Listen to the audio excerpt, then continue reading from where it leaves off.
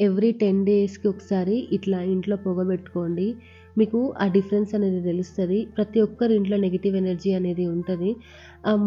మన కోసం మనం ఎట్లయితే దిష్టి తీసుకుంటామో మరి మన ఇంటిని కూడా మనమే చూసుకోవాలి గదా!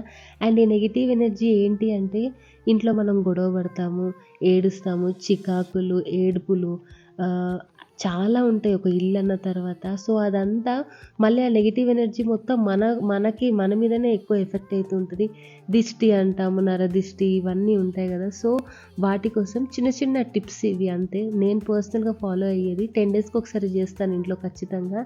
అండ్ ఇది గూడా ఎట్లా యూజ్ చేయాలంటే ఒక రూమ్‌లో పెట్టేసి ఒక 15, 20 మినిట్స్ వరకు ఆ రూమ్ లోపటికెళ్ళకండి. జస్ట్ డోర్ లాక్ ఏసేసి విండోస్ ఓపెన్ చేయండి.